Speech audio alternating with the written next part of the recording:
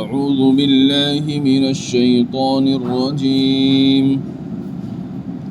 بسم الله الرحمن الرحيم.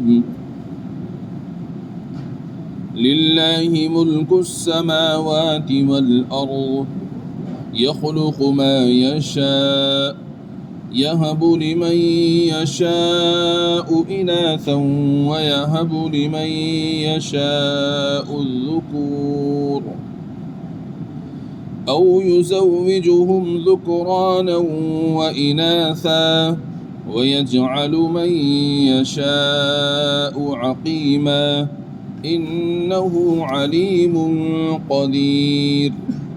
وما كان لبشر أن يكلمه الله إلا وحيا أو من وراء حجاب أو يرسل رسولا فيوحي بإذنه ما يشاء إنه علي حكيم.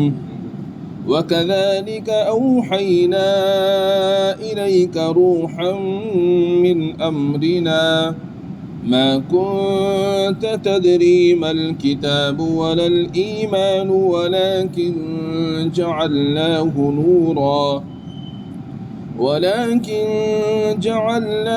نورا نهدي به من نشاء من عبادنا وإنك لتهدي إلى صراط مستقيم. صراط الله الذي له ما في السماوات وما في الأرض ألا إلى الله تصير الأمور. صدق الله العظيم. للہ ملک السماوات والارض، آسمانوں اور زمین کی بادشاہت اللہ تعالیٰ ہی کی ہے. یخلق ما یشاء، وہ جو چاہتا ہے پیدا کرتا ہے. یہب لمن یشاء اناثا، جس کو چاہتا ہے لڑکیاں دیتا ہے. ویہب لمن یشاء الذکور، اور جس کو چاہتا ہے بیٹے عطا فرماتا ہے. او یزوجہم ذکرانا و اناثا، یا ان کو جمع کر دیتا ہے بیٹے بھی اور بیٹیاں بھی. ویجعل من یشاء عقیما، اور جس کو چاہے بے اولاد رکھتا ہے. انہ علیم قدیر، بے شک وہ بڑا جاننے والا، بڑی قدرت والا ہے. آج جو آیات مبارکہ تلاوت کی گئی ہیں یہ سورۃ الشورى کی آخری آیات ہیں. ان آیات مبارکہ میں سے ابتدائی جو آیات ہم نے ابھی جن کا ترجمہ کیا ہے، ان میں اللہ تبارک و تعالیٰ نے یہ ارشاد فرمایا کہ آسمانوں اور زمینوں میں بادشاہت صرف اللہ تبارک و تعالیٰ کی ہے. بادشاہت جب اللہ کی ہے تو اختیار بھی اللہ کا چلتا ہے. جب وہ مالک ہیں تو خالق بھی وہی ہیں. جب خالق وہی ہیں تو اختیار بھی انہی کا چلتا ہے. اور اللہ تبارک و تعالی جو چاہتا ہے وہ پیدا کرتا ہے. بہت سے انسان ایسے ہیں کہ جن کو اللہ تبارک و تعالی صرف بیٹیاں عطا فرماتا ہے. بہت سے ایسے ہیں جن کو صرف بیٹے عطا فرماتا ہے، اور کچھ ایسے ہیں جن کو دونوں ملا کر بیٹے بھی اور بیٹیاں بھی دونوں عطا فرماتا ہے. اور کچھ ایسے ہیں کہ جن کو نہ بیٹا دیتا ہے نہ بیٹی دیتا ہے، بلکہ وہ اولاد کی دولت سے محروم رہتے ہیں. یہ سب کچھ اللہ تعالیٰ نے اپنے اختیار میں رکھا ہے. علماء کرام نے لکھا ہے کہ ان آیات میں اللہ تبارک و تعالیٰ نے سب سے پہلے بیٹی کا تذکرہ فرمایا، اور یہ فرمایا وہ جس کو چاہتا ہے بیٹیاں دیتا ہے. یہ اس لیے ذکر فرمایا کہ عام طور پر بیٹی کی پیدائش کو اچھا نہیں سمجھا جاتا. جیسا کہ عرب کے لوگ جب ان کے یہاں لڑکی پیدا ہوتی تھی تو اس کو زندہ زمین میں گاڑ دیا کرتے تھے. اور آج بھی بہت سے لوگ ایسے ہیں جب ان کے یہاں بیٹی پیدا ہوتی ہے تو ان کے چہرے پر خوشی کے آثار نہیں ہوتے بلکہ ان کا چہرہ بدلا ہوا ہوتا ہے۔ تو اللہ تعالیٰ نے اسی لیے پہلے بیٹی کا ذکر فرمایا کہ بیٹی کی پیدائش تمہارے لیے باعث برکت ہے، تم اس کو منحوس نہ سمجھو، اور اللہ کی طرف سے یہ بہتر ہے جس کے یہاں پہلی بیٹی پیدا ہو گئی وہ مبارکباد کا مستحق ہے۔ تو یہ سب اللہ تبارک و تعالیٰ کے قبضے قدرت میں ہے۔ وہ ماں باپ جو اولاد کی پیدائش کا ذریعہ اور سبب ہوتے ہیں ان کو بھی نہیں معلوم ہوتا کہ ہمارے یہاں لڑکا ہوگا یا لڑکی ہوگی۔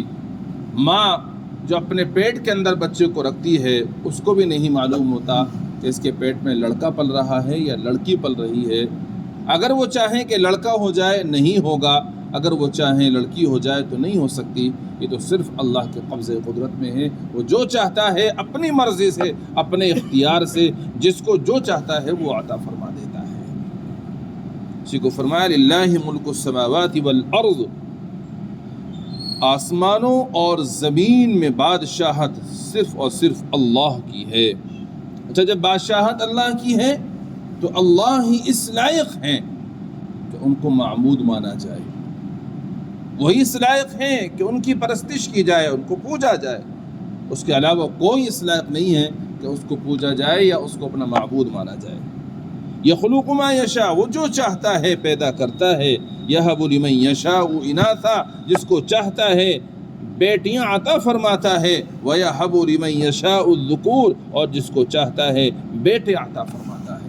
اب دیکھیے انبیاء علیہم الصلاۃ والسلام ہے، بعض انبیاء ایسے گزرے ہیں جن کے صرف بیٹیاں ہی بیٹیاں، بعض ایسے گزرے ہیں جن کے صرف بیٹے ہی بیٹے۔ حضرت شعیب علیہ السلام ہیں، نبی ہیں، ساری بیٹیاں ہی بیٹیاں ہیں۔ نوح علیہ السلام نبی ہیں، سارے بیٹے ہی بیٹے ہیں۔ اور او یزوجہم ذکرانا و اناثا، یا ان کو جمع کر دیتا ہے بیٹے بھی اور بیٹیاں بھی۔ زیادہ تر انبیاء ایسے ہیں جن کے بیٹے بھی ہیں اور بیٹیاں بھی ہیں۔ خود نبی کریم صلی اللہ تعالی علیہ وآلہ وسلم کے آپ کے صاحبزادیاں بھی ہیں اور صاحبزادگان بھی ہیں۔ وَيَجْعَلُ مَن يَشَاءُ عَقِيمًا، اور جس کو چاہے بے اولاد رکھتا ہے۔ بعض ایسے ہیں جن کو اولاد ہی نہیں دیتا۔ یہ سب ہم نے اپنے مشاہدہ کرتے رہتے ہیں ہم اس کا۔ ہم میں سے اکثریت ان لوگوں کی ہے جن کے یہاں دونوں ہیں، لڑکے بھی ہیں لڑکیاں بھی، اور ایسی تعداد کم ہے جن کے یہاں اولاد ہی نہیں ہے سرے سے۔ اللہ نے ان کو بے اولاد رکھا ہے۔ اچھا، کتنے جتن وہ لوگ کرتے ہیں جن کے یہاں اولاد نہیں ہوتی، تمام علاج و معالجہ بھی کر لیتے ہیں، تعویذ گنڈے بھی کر لیتے ہیں، اور اگر کوئی ان کو ایسے عمل بتا دے کہ جو شرکیہ ہو تو وہ اولاد کی محبت میں آ کے وہ بھی کر گزرتے ہیں۔ مگر اللہ نے ان کے مقدر میں جب اولاد نہیں رکھی ہوتی تو اولاد نہیں مل پاتی ہے اور وہ بے اولاد ہی رہتے ہیں، جو کہ اولاد دینا نہ دینا یہ اللہ تعالیٰ کے قبضے قدرت میں ہے۔ لہذا اللہ نے فرما دیا وَيَجْعَلُ مَن يَشَاءُ عَقِيمًا، اور جس کو وہ چاہتا ہے بے اولاد رکھتا ہے، ان کو کچھ بھی نہیں دیتا۔ إِنَّهُ عَلِيمٌ قَدِيرٌ، بلا شبہ وہ جاننے والا قدرت والا ہے۔ وہ جانتا ہے کہ کس کو صرف لڑکیاں دینا بہتر ہے، ان کو لڑکیاں دیتا ہے۔ وہ جانتا ہے کس کو صرف لڑکے دینے بہتر ہے، ان کو لڑکے دیتا ہے، اور وہ یہ بھی جانتا ہے کس کو لڑکے اور لڑکیاں دونوں دینے بہتر ہے، ان کو دونوں دیتا ہے، اور وہ یہ بھی جانتا ہے کہ کس کو اولاد نہ دینا بہتر ہے، اس کو اولاد کی دولت سے محروم رکھتا ہے۔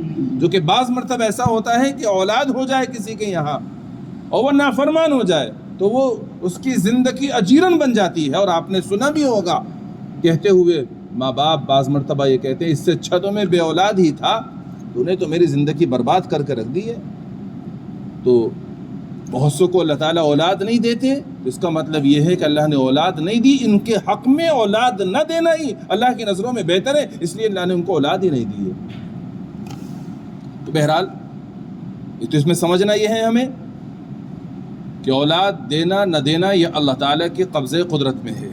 دوسرے، اللہ تعالیٰ جس حالت میں بھی رکھیں ہمیں صابر اور شاکر بن کر زندگی گزارنی چاہیے۔ اولاد ہے اللہ کا شکر ادا کریں، صرف بیٹے ہیں تو بھی شکر ادا کریں، صرف بیٹیاں ہیں تو بھی شکر ادا کریں، اور اگر اللہ نے کسی کو اللہ اولاد سے محروم نہ رکھے، لیکن اگر کوئی محروم ہے اس پر بھی وہ اللہ کا شکر کرے. اللہ تو نے جس حال میں رکھا تیرا شکر ہی شکر ہے. ہاں بس تجھ سے میں دعا کرتا ہوں کہ ربی لا تذرنی فردا وانت خیر الوارثین، کہ پروردگار عالم مجھے تنہا نہ چھوڑیے گا، میرا وارث ضرور بنا دیجیے گا. یہ دعا کرتے رہیں، اللہ کی مرضی ہوگی تو اللہ ضرور اولاد کی دولت سے مالا مال فرمائیں گے. وما كان لبشر ان يكلمه الله الا وحيا او من وراء حجاب او يرسل رسولا فيوحي باذنه ما يشاء. اور کسی بشر کو یہ مناسب نہیں ہے، طاقت نہیں ہے، ممکن نہیں ہے، یا یہ کہہ لیجیے کسی بشر کی یہ شان نہیں ہے کہ اللہ تعالیٰ اس سے کلام فرمائے مگر یا تو وحی کے ذریعے سے، یا پردے کے پیچھے سے، یا کسی فرشتے کو بھیج دے کہ وہ خدا تعالیٰ کے حکم سے جو اللہ تعالیٰ کو منظور ہوتا ہے پیغام پہنچا دیتا ہے. کسی بشر کے لیے یہ مناسب نہیں ہے، کسی بشر کی شان کے لائق نہیں ہے کہ اللہ تبارک و تعالیٰ کے شان کے لائق نہیں کہ وہ کسی انسان سے کلام کرے. اللہ تبارک و تعالیٰ کسی بھی انسان سے بالمشافہ یعنی آمنے سامنے کلام نہیں فرماتے. علماء کرام نے لکھا ہے کہ یہودیوں نے حضور اکرم صلی اللہ تعالیٰ علیہ وآلہ وسلم سے کہا کہ جی ہم آپ پر کیسے ایمان لے کر آئیں جبکہ آپ تو اللہ تبارک و تعالیٰ کو دیکھتے بھی نہیں ہیں، آپ تو اللہ تعالیٰ سے بالمشافہ بات بھی نہیں کرتے، جبکہ موسیٰ علیہ السلام اللہ تبارک و تعالیٰ کو دیکھتے بھی تھے، بالمشافہ کلام بھی کرتے تھے، ہم تو آپ پر ایمان نہیں لے کر آئیں گے. تو حضور اکرم صلی اللہ تعالیٰ علیہ وآلہ وسلم نے ارشاد فرمایا یہ بات غلط ہے. موسیٰ علیہ السلام اللہ کو دیکھتے تھے یا اللہ تبارک و تعالیٰ سے بغیر کسی آڑ اور پردے کے بات کرتے تھے، یہ بات غلط ہے، ایسا نہیں ہے. اللہ تبارک و تعالیٰ نے اس وقت میں یہ آیت مبارکہ نازل فرما دی اور یہ ارشاد فرمایا یہ کہ کسی بشر کی یہ ہمت نہیں ہے، طاقت نہیں ہے کہ اللہ تبارک و تعالیٰ سے وہ بغیر کسی آڑ کے بات کرے. اللہ تبارک و تعالیٰ کسی بھی انسان سے، کسی بھی بشر سے اس دنیا کے اندر بالمشافہ بات چیت نہیں کرتے، یعنی آمنے سامنے کلام نہیں فرماتے. اس کی 3 صورتیں ہیں، اللہ تبارک و تعالیٰ سے بات چیت کرنے کی 3 صورتیں ہیں. اللہ تعالیٰ نے فرمایا پہلی کیا ہے؟ پہلی وحی ہے. وحی یعنی کوئی مضمون اللہ تبارک و تعالیٰ دل میں ڈال دیں، اور وہ جاگنے کی حالت میں بھی ہو سکتا ہے اور سونے کی حالت میں بھی. بعض مرتبہ ایسا ہوتا ہے کہ کوئی سو رہا ہے اور سونے میں اس کے دل کے اندر کوئی مضمون اللہ تعالیٰ نے ڈال دیا، یا خواب میں کچھ دکھا دیا گیا اور پھر اس کو پیغمبر اپنے الفاظ میں لوگوں سے نقل فرماتا ہے. ایسی بہت سی احادیث آپ نے سنی ہوں گی جس کو حدیث قدسی کہا جاتا ہے. تو یہ حدیث قدسی جو کہی جاتی ہیں یہ وہی حدیثیں ہیں کہ ایک مضمون اللہ تعالیٰ نے دل میں ڈال دیا اور پیغمبر نے ان کو اپنے الفاظ میں لوگوں کے سامنے بیان کر دیا، یہی حدیث قدسی کہلاتی ہے. تو ایک شکل تو یہ ہے. دوسرے بیداری جاگنے کی حالت میں کہ پیغمبر جاگ رہے ہیں، بیدار ہیں، اللہ کی طرف متوجہ ہوئے، اللہ نے کوئی واضح اور بالکل کھلا ہوا مضمون ان کے دل میں ڈال دیا اور پیغمبر پھر اس کو یہ کہتا ہے اللہ تبارک و تعالیٰ نے میرے دل میں یہ بات ڈالی. بہت سی احادیث آپ کو ملیں گی جس میں آپ یہ سنیں گے کہ پیغمبر یہ ارشاد فرما رہے اللہ تعالیٰ نے میرے دل میں یہ بات ڈالی، اللہ تعالیٰ نے میرے دل میں یہ بات ڈالی. تو یہ کیا ہے؟ یہ اللہ تبارک و تعالیٰ اپنے بندے سے کلام کر رہے ہیں وحی کے ذریعے سے، یعنی دل میں ایک مضمون ڈال کر، خواہ وہ جاگنے کی حالت میں ہو یا سونے کی حالت میں ہو. یاد رکھیے گا انبیاء علیہ السلام کے جو خواب ہوتے ہیں وہ وحی ہوا کرتے ہیں، اس میں شیطان کا تصرف نہیں ہوتا. باقی جو اور دیگر لوگ ہوتے ہیں ان کے جو خواب ہوتے ہیں ان میں شیطان کا تصرف ہو جاتا ہے.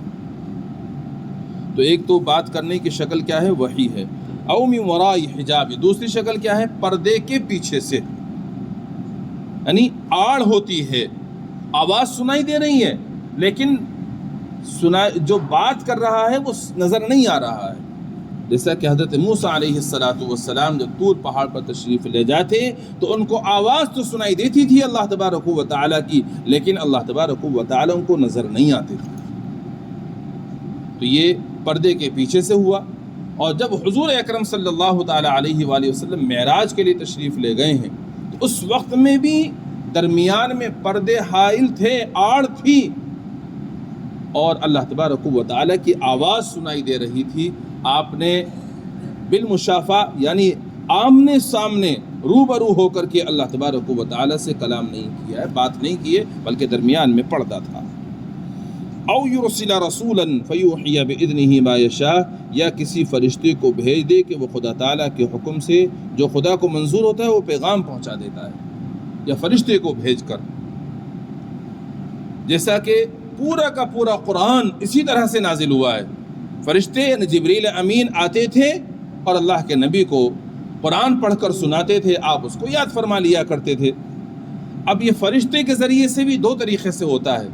فرشتہ کبھی تو ایسا ہوتا ہے کہ اپنی اصلی شکل میں آتا ہے، اور کبھی ایسا ہوتا ہے فرشتہ انسان کی شکل میں آتا ہے جس کو سب لوگ دیکھ لیتے ہیں، جیسا حدیث جبریل ہے۔ حدیث جبریل میں حضرت جبریل علیہ السلام ایک انسانی شکل میں آ کر اللہ کے نبی کے سامنے بیٹھے ہیں، تو یہ سب نے دیکھا ان کو۔ تو دونوں طرح سے ہوتا ہے کہ فرشتہ جب پیغام نبی کے پاس میں لے کر آتا ہے اللہ کا، تو وہ پیغام لانے میں کبھی ایسا ہوتا ہے اپنی اصلی شکل میں ہوتا ہے فرشتہ، اور کبھی ایسا ہوتا ہے انسانی شکل میں آ کر کے پیغمبر کو اللہ کا پیغام پہنچا دیتا ہے۔ تو تین ہی شکلیں ہیں اللہ سے ہم کلام ہونے کی، اس کے علاوہ کوئی دوسری شکل نہیں ہے کہ جس سے اللہ تبارک و تعالیٰ کسی بندے سے ہم کلام ہوتے ہوں۔ اور اچھا یہ بھی سمجھ لیجئے گا کہ اللہ تبارک و تعالیٰ کا اس دنیا میں کوئی دیدار نہیں کر سکتا، کوئی دیکھ نہیں سکتا۔ تو یہ مطلب نہیں ہے اس کا کہ درمیان میں کوئی ایسا پردہ اور آڑ ہے کہ اس پردے نے اللہ تبارک و تعالیٰ کے دیدار سے روکا ہوا ہے، نہیں، کوئی آڑ نہیں ہے، کوئی پردہ اللہ تبارک و تعالیٰ کے نور کو گھیر نہیں سکتا، احاطہ نہیں کر سکتا، بلکہ یہ انسانوں کی آنکھوں کی کمزوری ہے۔ اس آنکھوں کی کمزوری کی وجہ سے انسان اس دنیا کے اندر اللہ تبارک و تعالیٰ کا دیدار نہیں کر سکتا ہے۔ جیسا کہ دوپہر کا وقت ہو اور دوپہر کے وقت میں کوئی سورج کو دیکھنا چاہے تو سورج کو نہیں دیکھ سکتا، آنکھیں خیرہ ہو جاتی ہیں۔ تو اگر سورج کو نہیں دیکھ رہا ہے تو اس میں سورج کا قصور نہیں ہے، ہم دیکھنے والوں کی آنکھوں کا قصور ہے کہ ہماری آنکھیں اس کو دیکھ نہیں پا رہی ہیں۔ اسی طرح سے اللہ تبارک و تعالیٰ کو جو دیکھ نہیں پا رہا ہے تو اس کی آنکھوں کی کمزوری ہے، اس وجہ سے وہ اس دنیا میں اللہ تبارک و تعالیٰ کا دیدار نہیں کر پا رہا ہے۔ لیکن جنت میں اور مرنے کے بعد جو دوبارہ زندگی دی جائے گی، وہاں اللہ تعالیٰ ایسی آنکھیں عطا فرمائیں گے کہ ان آنکھوں کے ذریعے سے انسان اللہ تبارک و تعالیٰ کا دیدار کر سکے گا، اللہ کا دیدار ہوگا۔ صحیح حدیث سے ثابت ہے، اہل سنت والجماعت کا اس پر اجماع ہے کہ جنتیوں کو اللہ تبارک و تعالیٰ کا دیدار ہوگا۔ اور حضور اکرم صلی اللہ تعالیٰ علیہ وآلہ وسلم نے معراج کے سفر میں اللہ تبارک و تعالیٰ کا دیدار فرمایا ہے۔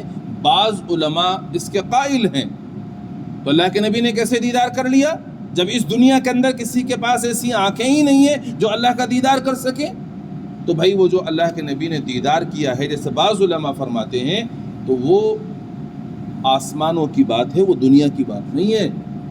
دنیا میں نہیں دیدار کیا، وہ تو آسمان پر تھے، وہاں دیدار فرمایا۔ اللہ نے ایسی آنکھیں آپ کو عطا فرما دی ہوں گی جن آنکھوں کے ذریعے سے اللہ تبارک و تعالیٰ کا آپ نے دیدار فرما لیا۔ تو بہرحال اس دنیا کے اندر کوئی بھی اللہ تبارک و تعالیٰ سے آمنے سامنے بات نہیں کر سکتا، اللہ کا دیدار نہیں کر سکتا۔ حضرت موسیٰ علیہ السلام نے اللہ سے سفارش کی تھی، یا اللہ میں آپ کا دیدار کرنا چاہتا ہوں۔ اللہ نے فرمایا لن ترانی، موسیٰ ہرگز تم مجھے نہیں دیکھ سکتے۔ تو اس لیے کوئی بھی اللہ کا اس دنیا میں دیدار نہیں کر سکتا۔ انہ علی حکیم، بلا شبہ وہ بڑی عالی شان اور بڑی حکمت والا بھی ہے۔ عالی شان بھی ہے اللہ تبارک و تعالیٰ، اور اس کے ساتھ حکمت والی بھی ہے۔ تو آج کے آیات سے ہمیں معلوم ہوا کہ سب کچھ کا مالک اللہ ہے، بادشاہت اسی کی ہے، بادشاہت اسی کی ہے، وہ اپنی مرضی سے جو چاہتا ہے وہ پیدا کرتا ہے، جس کو جو چاہتا ہے وہ عطا فرماتا ہے۔